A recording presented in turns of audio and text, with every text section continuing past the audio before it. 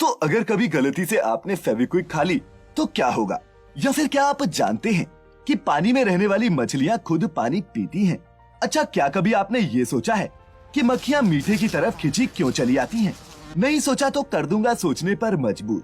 हमारी real life से जुड़ी ऐसे ही कई चीजों पर जो बना देंगी आपको पहले से ज्यादा सजग और समझदार भी। तो बांध लीजिए एक बार फिर अपनी अपनी कमर पेटियां। बिना वक्त जाया किए शुरू करते हैं फैक्टिफाइड हिंदी के आज के इस रोमांचक सफर को। Factified, facts on your face. Fact number 1। दोस्तों, वैसे तो फेविक्विक खाने की चीज नहीं है, लेकिन अगर फिर भी गलती से इसे कोई खा ले तो क्या होगा?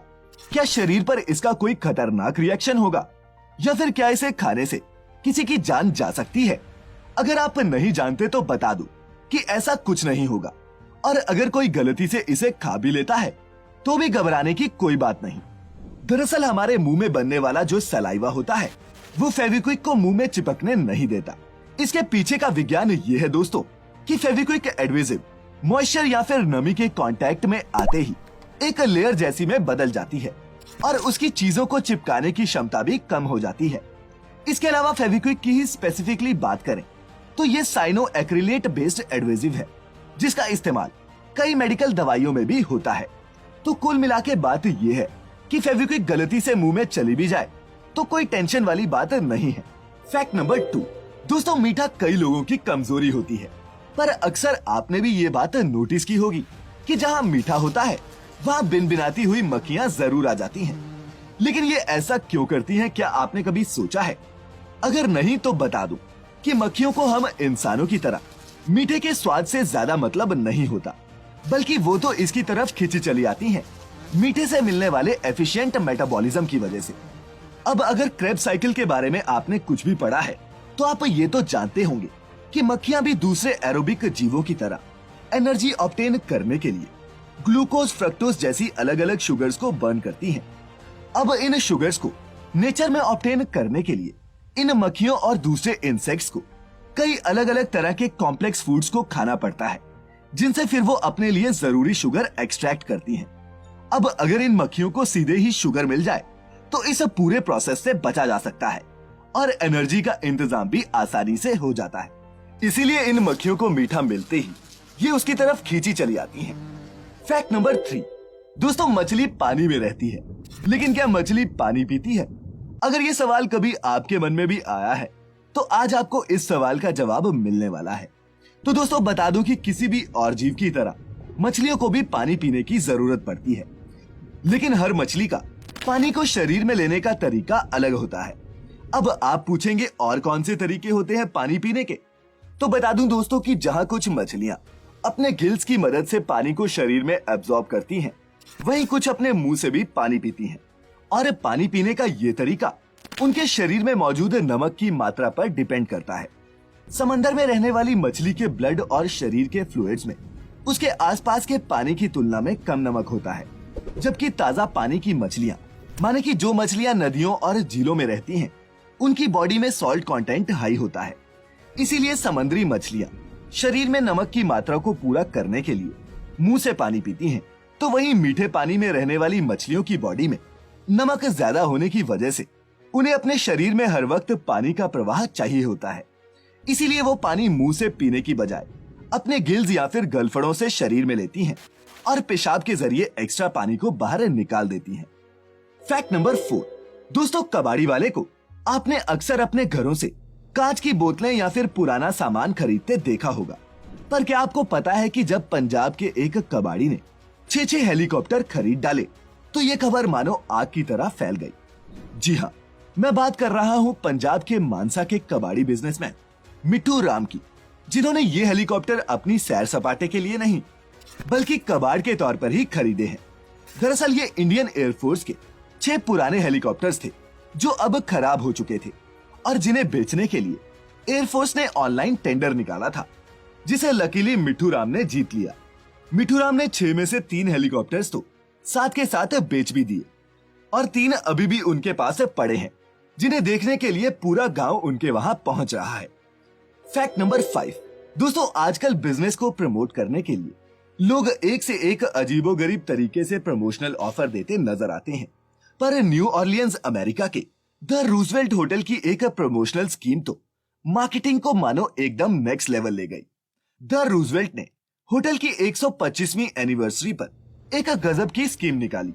स्कीम में लोगों को होटल से चुराया हुआ एंटीक सामान वापस लौटाने के बदले प्रेसिडेंशियल स्वीट में 7 रातों का फ्री स्टे और फ्री मील्स ऑफर की गई। दोस्तों, अगर आपको कोई आइडिया नहीं तो बता दूं कि द रूजवेल्ट के प्रेसिडेंशियल स्वीट में 7 रातों की बुकिंग कॉस्ट ही $15,000 माने कि 1,10,000 रुपए के आसपास है। होटल ने अपने इस ऑफर में ये भी वादा किया कि वो ना तो चुराए हुए सामान को लेकर उनसे कोई सवाल पूछेंगे और ना ही किसी पर भी पुलिस केस किया जाएगा। यही नहीं, प्रमोशनल खत्म होने के बाद लोगों द्वारा चोरी किया गया सामान भी उन्हें लौटा दिया जाएगा। और दोस्तों, होटल ने ये स्कीम इसलिए ऑफर की ताकि वो चोरी हो चुके अपने एंटीक सामान को होटल की 125वीं सालगिरह पर शोकेस कर सके। Fact number 6। दोस्तों, आपने सोशल मीडिया पर चांद को खरीदने की कई खबरें पढ़ी होंगी, पर चांद पर जमीन बेचता कौन है और इसे कैसे खरीद सकते हैं, इस सवाल ने आपको भी परेशान तो जरूर किया होगा। तो चलिए आज आपकी इस कंफ्यूजन को भी दूर कर ही देता हूँ। दरअसल इंटरनेट पर कई वेबसाइट्स हैं जो चांद पर जमीन बेचने का दावा करती हैं और इनमें से लूनर लैंड सबसे पॉपुलर वेबसाइट है। ये वेबसाइट लोगों को 2400 रुपए एकड़ के हिसाब से चांद पर जमीन बेचती है। ऑनलाइन पेमेंट करते ही वेबसाइट आपको जमीन के कागजात, सर्टिफिकेट और रजिस्ट्री के कागज दे देती है और इसके अलावा आपको चांद पर अपनी जमीन की लोकेशन और पृथ्वी से आपकी जमीन तक की दूरी भी बताती है। माने कि आपको पूरा यकीन हो जाएगा कि आपके पास भी चांद पर प्लॉट है। पर आपको बता दूं कि कानूनी तौर पर यह पॉसिबल नहीं है। दरअसल साल 1967 में दुनिया भर के 104 देशों ने आउटर स्पेस ट्रीटी पर साइन किया था, जिसके अनुसार चांद किसी भी देश के अंडर नहीं आता और कोई भी उस पर अपना अधिकार नहीं जमा सकता। लेकिन ये लूनर लैंड वाले बहुत चालाक हैं। उन्हें पता है कि आप चांद पर खरीदे गए टुकड़े को खुद जाकर कहां ही देखने वाले हैं और अभी चांद पर पहुंचना और फिर बसना एक बहुत दूर की कौड़ी है। इसीलिए चांद पर जमीन खरीदना सेल्फ सेटिस्फैक्शन से ज्यादा कुछ भी नहीं है। Fact number 7। दोस्तों, पर्यावरण को प्लास्टिक से होने वाले नुकसान से बचाने के लिए हम आमतौर पर प्लास्टिक बैग्स की जगह पेपर बैग्स का इस्तेमाल करते हैं। कई देशों ने तो प्लास्टिक को पूरी तरह से बैन कर दिया है। पर क्या आप जानते हैं कि कागज के बने ये पेपर बैग्स हमारे पर्यावरण के लिए प्लास्टिक बैग जितने ही खतरनाक होते हैं। सन 2011 में नॉर्दर्न आयरलैंड असेंबली द्वारा की गई एक रिसर्च में ये बात सामने आई थी कि एक पेपर बैग को बनाने में एक प्लास्टिक बैग के मुकाबले 4 गुना ज्यादा एनर्जी लगती है और पेपर बैग्स को बनाने में इस्तेमाल होने वाले केमिकल्स और फर्टिलाइजर्स भी प्लास्टिक बैग से कहीं ज्यादा पॉल्यूशन फैलाते हैं। माने कि अगर सब चीजों पर गौर करें तो पेपर बैग इस्तेमाल करना कोई अच्छा ऑप्शन नहीं है। ऐसे में रिसर्चर्स का मानना है कि बैग्स चाहे किसी भी चीज से बने हो, लेकिन अगर आप एनवायरनमेंट को डैमेज नहीं करना चाहते तो इसका एक ही सॉल्यूशन है और वो ये है कि बैग्स चाहे प्लास्टिक से बने हो या पेपर से, आप इन बैग्स को ज्यादा से ज्यादा रीयूज करें।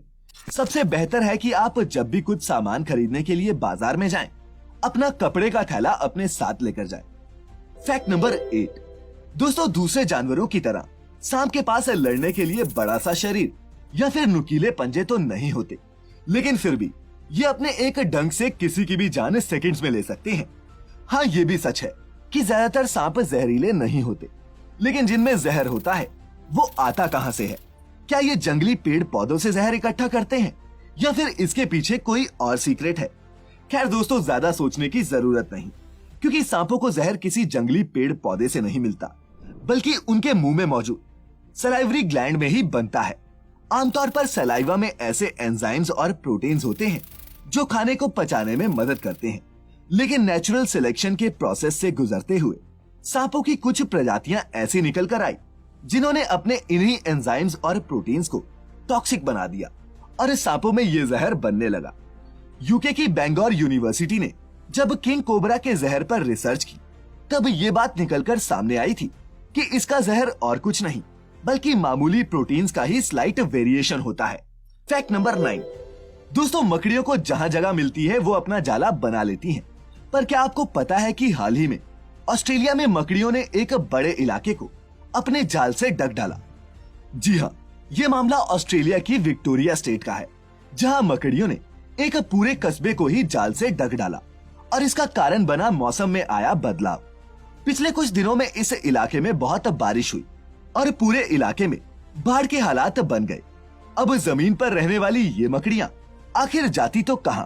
सो उन्हें जो काम आता है वो उन्होंने शिद्दत से किया और हवा में ही स्पाइडर वेब की कई लेयर्स बुन डाली, और वो भी सिर्फ सुरक्षित रहने के लिए। जमीन के नीचे रहने वाली ये मकड़ियां आम मकड़ियों के मुकाबले ज्यादा तेजी से जाल बुनती हैं, और जब हजारों की संख्या में ये जाल बुनने लगे तो ऐसे हालात तो सामने आने ही थे। खैर दोस्तों, फैक्टिफाइड के इस सफर पर अब टाइम हो गया है आपके अपने योर ओन फैक्ट का, जिसे आज हमें भेजा है सूरज प्रजापति ने। सूरज अपने फैक्ट में बताते हैं कि सिनेरस मॉर्नर नाम की बर्ड अपने दुश्मन से बचने के लिए एक्टिंग करती है और खुद को कैटरपिलर की तरह ट्रांसफॉर्म कर लेती है। दरअसल दोस्तों, दुनिया में ऐसे कई जीव हैं जो दूसरे पशु पक्षियों को कॉपी करने में माहिर हैं, और उन्हीं में से एक है ये सिनेरस मॉर्नर नाम का पक्षी। सिनेरस मॉर्नर के बच्चे जब पैदा होते हैं तो वो दिखने में चटकीले रोएदार कैटरपिलर जैसे ही नजर आते हैं। खतरा महसूस होने पर इस बर्ड के चिक्स घोंसले में कैटरपिलर की तरह हो जाते हैं, और ये एक्टिंग सिर्फ इसलिए ताकि वो किसी शिकारी का शिकार बनने से बच जाएं। लेकिन हाँ, बड़े होने पर इनका रंग रूप बिल्कुल बदल जाता है और ये बेहद खूंखार और खतरनाक भी बन जाते हैं। खैर, आप न खूंखार बनिएगा और न खतरनाक, कुछ बनना ही होगा तो सजग और समझदार बनिएगा, ताउम्र काम आएगा। खैर, वीडियो से कुछ भी नया सीखा हो तो इसे अपने दोस्तों के साथ शेयर जरूर कीजिएगा। भाई को आपसे बस इतनी ही सपोर्ट चाहिए। मिलेंगे जल्द ही कुछ नए कुछ इंटरेस्टिंग फैक्ट्स के साथ। तब तक अपना ख्याल रखें, खुश रहें, और वीडियो अंत तक देखने के लिए आपका बहुत बहुत शुक्रिया।